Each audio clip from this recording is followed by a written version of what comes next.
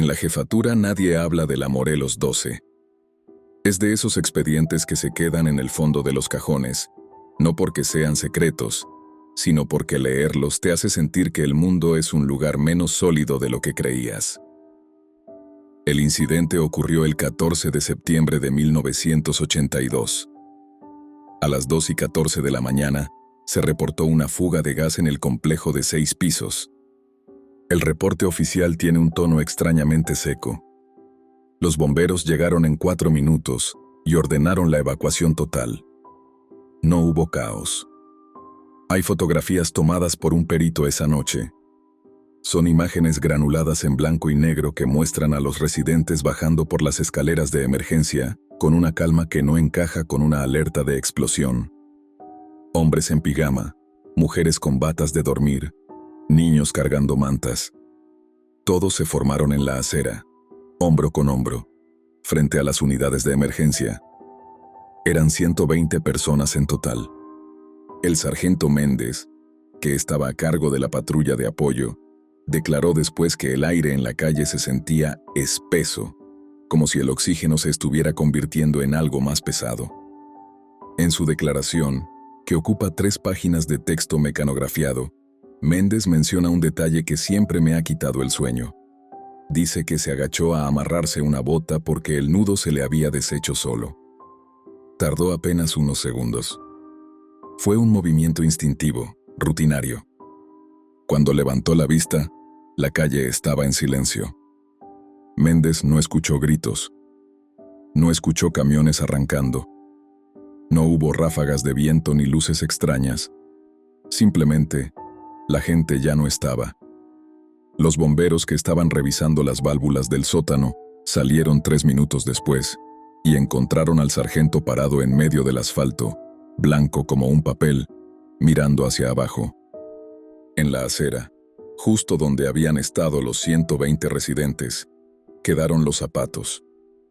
Estaban colocados en pares perfectos. Pantuflas de felpa, mocasines gastados, huaraches de cuero y zapatos escolares de niño con las agujetas todavía amarradas. No estaban tirados como si alguien hubiera corrido. Estaban en su sitio, como si los cuerpos que los calzaban se hubieran evaporado dejando solo el cuero y la goma. El peritaje posterior confirmó que no había rastro de lucha, ni de químicos, ni de nada. Solo 120 pares de calzado abandonado bajo las luces amarillas de los postes. Yo recibí la orden de inspección hace 3 días. El edificio ha estado sellado con cadenas y tablones desde esa noche. La ciudad se olvidó de él, o más bien, decidió rodearlo con una indiferencia protectora. Los talleres mecánicos de la zona cerraron, y los perros callejeros evitan pasar por esa acera. Me asignaron el caso porque los reportes de luces y sombras en los pisos altos empezaron a inundar la central, y los mandos quieren cerrar el tema de una vez alegando vandalismo. Esta mañana me paré frente a la Morelos 12. Es una mole de concreto gris, manchada por décadas de hollín y lluvia, que parece absorber la luz del sol en lugar de reflejarla. Las ventanas de los pisos superiores conservan sus cristales, pero están tan cubiertos de polvo que parecen ojos con cataratas. Saqué la cizalla para romper la cadena del portal principal. El metal estaba frío, pero al tacto no se sentía oxidado ni áspero. Se sentía pulido, casi nuevo. El chasquido del eslabón al romperse fue un estallido que rebotó en las fachadas de los edificios vecinos, un sonido que me hizo llevar la mano a la funda de mi arma por puro instinto. Empujé la puerta pesada de hierro y madera. Lo primero que me detuvo no fue una visión, sino el olor. No olía a podrido, ni a humedad, ni al encierro de 40 años. Olía a hogar. Era un aroma a jabón de pasta, a suavizante de ropa y a café recién colado. Un olor vivo, doméstico, que no tenía ningún sentido en una tumba de concreto sellada desde el 82.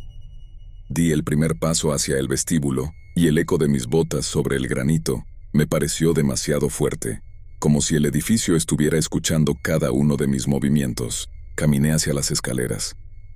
Mis botas hacían un ruido seco, Un impacto que se sentía pesado en el silencio del inmueble.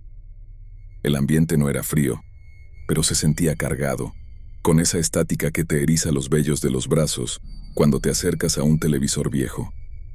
A medida que subía, el olor a jabón y café se volvía más intenso, mezclado con un rastro metálico, como el ozono que queda en el aire después de una tormenta eléctrica. Llegué al segundo piso y me detuve frente al departamento 204. La puerta estaba entreabierta. Empujé la madera con la punta de la bota y el chirrido de las bisagras me caló en los dientes.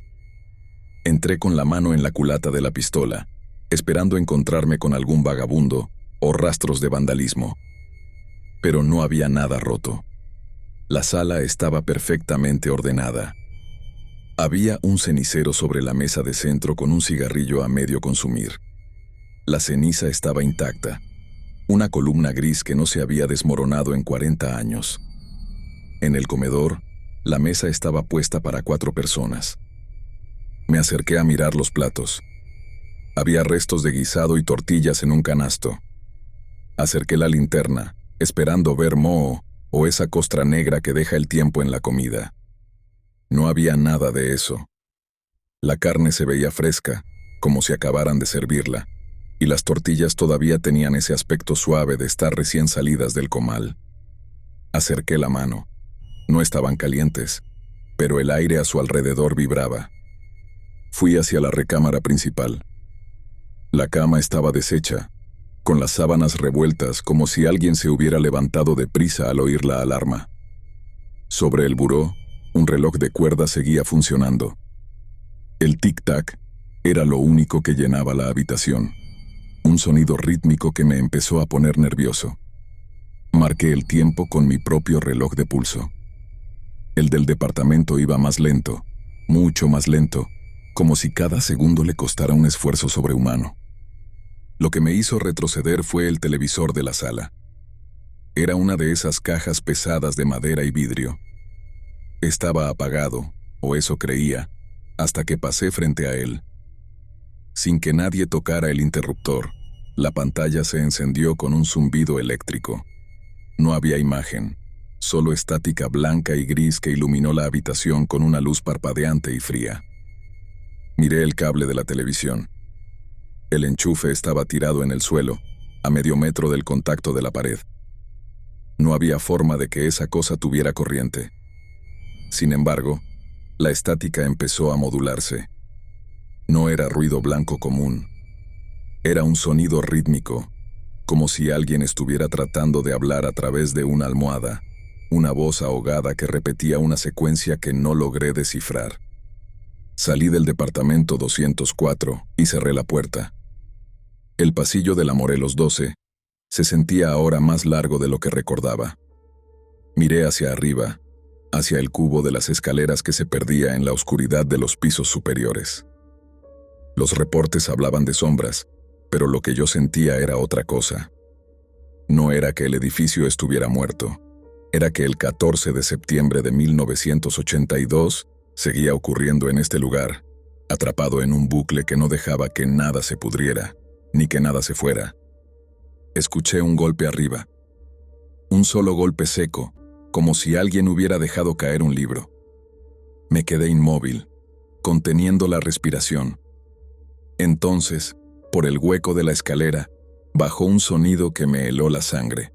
El sonido de un niño riendo, una risa clara y cristalina que se cortó en seco en cuanto mi linterna apuntó hacia el tercer piso. Subí los escalones del tercer piso con la espalda pegada a la pared. El sonido de la risa se había extinguido, pero dejó una vibración en el aire, como si el eco se negara a morir. Al llegar al descanso, la luz de mi linterna iluminó el pasillo largo y las puertas numeradas, todas cerradas, todas impecables. No había rastro de ese niño, ni de nadie más. Caminé hacia el final del pasillo, donde una ventana grande daba a la calle Morelos. Ahí fue cuando lo vi. Los reportes de los vecinos hablaban de manchas o de gente asomada, pero la realidad era mucho más física. Me acerqué al vidrio. Estaba cubierto de huellas de manos, cientos de ellas. Había manos pequeñas de niños, Manos grandes con dedos gruesos, marcas de palmas que parecían haber estado golpeando el cristal con desesperación. Pero lo que me hizo dar un paso atrás fue el ángulo. No eran marcas de grasa en la superficie del vidrio. Eran marcas dentro de la estructura del cristal. Pasé los dedos por la superficie fría. El vidrio estaba liso, perfectamente limpio por ambos lados. Las huellas eran como burbujas de aire atrapadas en el momento de la fabricación, pero con una nitidez aterradora. Podías ver las líneas de la vida de esas palmas, los poros de la piel, las uñas clavadas. No estaban intentando entrar. Estaban intentando salir de una materia que se había solidificado a su alrededor. «Central, aquí Unidad 44», dije por el radio, buscando desesperadamente escuchar una voz humana. Solo hubo estática. Pero no era la estática de un radio sin señal. Era el mismo sonido modulado del televisor de abajo. Un murmullo rítmico, como una respiración colectiva que subía y bajaba de volumen.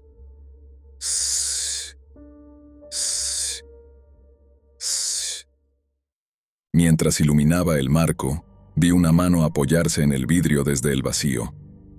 No había nadie detrás, solo la marca apareciendo de la nada, hundiendo el cristal hacia afuera como si fuera plástico caliente. Luego otra mano, y otra. Eran movimientos lentos, agónicos. Me acerqué, hipnotizado por el horror. Puse mi propia mano a unos centímetros del vidrio. Sentí un calor intenso emanando de las huellas. No era el calor del sol, era el calor de un cuerpo vivo, de una fiebre alta. En ese momento, las huellas en el vidrio empezaron a moverse. Las palmas se deslizaron hacia abajo, dejando un rastro de distorsión en el cristal, como si estuvieran arañando el tiempo mismo. Escuché un susurro detrás de mí. «Ya casi terminan de bajar las escaleras, oficial». Me giré con el arma en la mano, apuntando a la nada. La habitación estaba vacía. Pero sobre la alfombra, que se veía nueva y recién aspirada, empezaron a aparecer marcas de pies descalzos, hundiendo las fibras una tras otra, avanzando desde la puerta hacia la ventana donde yo estaba parado. Eran pasos pesados, de alguien que cargaba mucho peso. El tic-tac del reloj en la pared se aceleró de golpe. El sonido era tan fuerte que parecía que alguien estaba golpeando un yunque dentro de mi cabeza. Las huellas en el vidrio empezaron a vibrar, y un gemido sordo, como el de 100 personas atrapadas bajo el agua, empezó a salir de las paredes. Bajé las escaleras casi tropezando, con el sonido de los pasos invisibles pisándome los talones. El aire en los pisos superiores se había vuelto tan denso que cada bocanada me quemaba los pulmones. Necesitaba llegar al sótano. En el expediente original, la fuga de gas fue el detonante de todo, pero después de ver la comida fresca y las huellas moviéndose dentro del vidrio, sabía que el gas era solo una excusa, una mentira para sacar a la gente de sus camas. Llegué a la planta baja y busqué la puerta metálica que conducía a la zona de máquinas. Estaba cerrada con un candado de alta seguridad que no aparecía en los registros. No perdí el tiempo. Saqué mi arma de cargo y disparé 2 veces al mecanismo. El estruendo en el espacio cerrado fue ensordecedor, pero el eco no se dispersó. Se quedó flotando, repitiéndose una y otra vez como si el edificio estuviera grabando el sonido. Bajé los escalones de concreto hacia la oscuridad del sótano. Aquí, el olor a jabón y café desapareció, reemplazado por un hedor seco, como a electricidad quemada y tierra vieja. Al encender la linterna, lo primero que vi fue la tubería principal de gas. Estaba intacta. No había óxido, no había grietas, y lo más importante, las válvulas estaban selladas con pintura de fábrica de hace 40 años. Nunca hubo una fuga. En el centro de la sala de máquinas, encontré algo que no debería estar ahí. Era una consola de metal gris, llena de interruptores analógicos y diales que vibraban con un zumbido constante. De la consola salían cientos de cables negros que no se conectaban a la red eléctrica, sino que se enterraban directamente en las paredes de concreto del edificio, Me acerqué a la consola. Sobre el panel de control había una bitácora con el logo de una constructora que quebró en los años 70. La última entrada tenía la fecha del 14 de septiembre de 1982. Decía, fase de inducción completada, iniciando proceso de filtrado. Entonces, la luz de mi linterna parpadeó y se apagó. En la oscuridad total, el sonido empezó.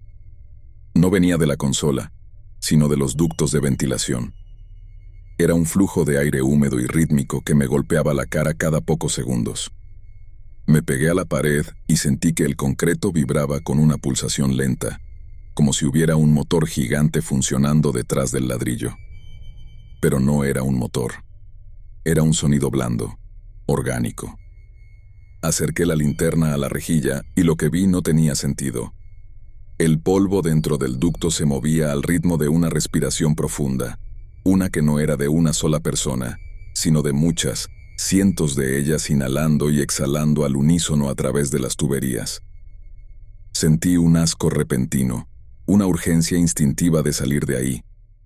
El sargento Méndez solo estuvo unos segundos de espaldas en aquella acera, y eso bastó para que 120 personas dejaran sus zapatos vacíos. Miré mis propias botas y, por un instante, me pareció que pesaban más de lo normal, como si el suelo estuviera empezando a succionarlas hacia abajo. ¿Oficial? Una voz salió de la estática de mi radio, que todavía llevaba colgado en el hombro. No era la central. Era la voz de una mujer, cansada, como si estuviera hablando desde el fondo de un pozo. «Dígales que dejen de empujar», susurró.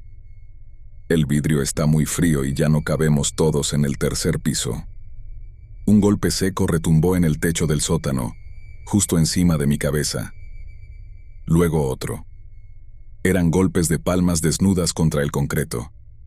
Cientos de manos golpeando desde adentro de las paredes, pidiendo espacio, pidiendo salida.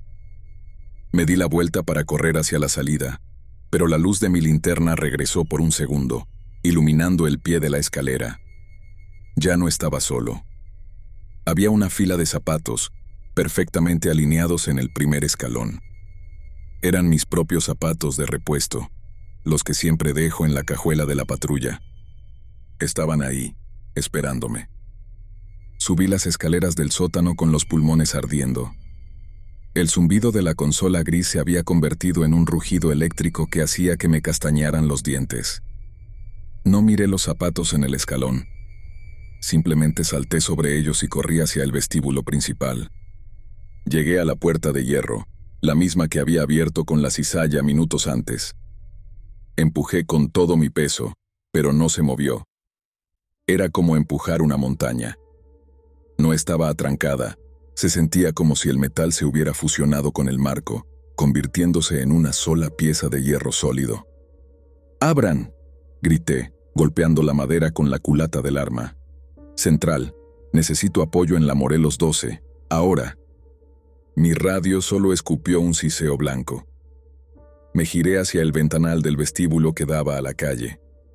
Afuera, el sol de la mañana debería haber estado iluminando el asfalto, pero lo que vi me detuvo el corazón. La calle Morelos estaba sumergida en una penumbra amarillenta, la misma luz de los postes de 1982. Y ahí estaban ellos, un grupo de personas de espaldas, perfectamente alineadas en la acera. Vi las batas floreadas, las camisetas blancas, los niños abrazados a sus mantas. No se movían. Eran estatuas de carne esperando una orden que nunca llegó. Entonces, uno de ellos se giró lentamente. No tenía rostro. Donde deberían estar los ojos y la boca, solo había una superficie lisa de piel, como si el cristal de las ventanas hubiera empezado a crecer sobre su cara. Sentí un peso extraño en las piernas, como si mis botas se hubieran vuelto de plomo de un segundo a otro. Al bajar la vista, la linterna iluminó algo imposible. El granito del piso estaba cediendo, deformándose alrededor de mis pies como si fuera lodo gris. No había grietas, no había ruido de rotura. El suelo simplemente se volvía blando, envolviendo mis tobillos en un abrazo frío y pesado. El olor a jabón y ozono se volvió tan denso que me dio náuseas, y el tic-tac de los relojes en las paredes se fundió en un solo martilleo constante, un latido que retumbaba desde el centro mismo del edificio. En un arranque de puro pánico, no pensé. Desenfundé mi arma y disparé 3 veces contra el cristal del ventanal principal. El vidrio no se rompió en 1000 pedazos, se cuarteó como hielo grueso. Me lancé contra él con el hombro por delante, sintiendo cómo los bordes afilados me cortaban la piel, pero logré atravesarlo. Caí sobre el asfalto, rodando con violencia. Me puse de pie de inmediato, jadeando, esperando encontrarme rodeado por la multitud sin rostro. Pero la calle estaba vacía. El sol brillaba con una intensidad normal. Los talleres mecánicos seguían ahí, cerrados y silenciosos. No había gente en pijama, ni luces amarillas. Miré hacia atrás, hacia la Morelos 12. El edificio se veía igual que siempre, viejo, muerto, inofensivo. Pero en el ventanal por el que acababa de salir, no había cristales rotos. La ventana estaba intacta. Me toqué el hombro. Mi camisa estaba desgarrada y sangraba, pero cuando miré el vidrio de la ventana, vi algo que me hizo retroceder hasta la mitad de la calle. Dentro del cristal, justo a la altura de mi cara, había una mancha de sangre fresca. Y detrás de ella, atrapada en la profundidad del vidrio, estaba mi propia mano, con la palma extendida, golpeando desde el otro lado. Escuché un chasquido seco en mi nuca, como el de una bota amarrándose. Parpadeé. Por un segundo eterno, vi la calle desde el interior del vestíbulo. Vi a mi propia patrulla estacionada afuera, vacía. Vi a un hombre idéntico a mí alejarse corriendo por la acera, sin mirar atrás. Llegué a la patrulla y arranqué el motor con las manos bañadas en sudor frío.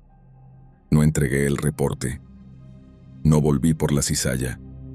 Pedí mi baja al día siguiente alegando problemas de salud. A veces, cuando paso cerca de la zona, no puedo evitar mirar hacia arriba. Sé que el edificio sigue ahí, respirando, filtrando a los que se atreven a entrar. Y sé que, en algún lugar de ese laberinto de concreto y tiempo congelado, hay una parte de mí que nunca salió. Una parte de mí que todavía está esperando a que el sargento Méndez levante la vista para que el parpadeo, por fin, termine.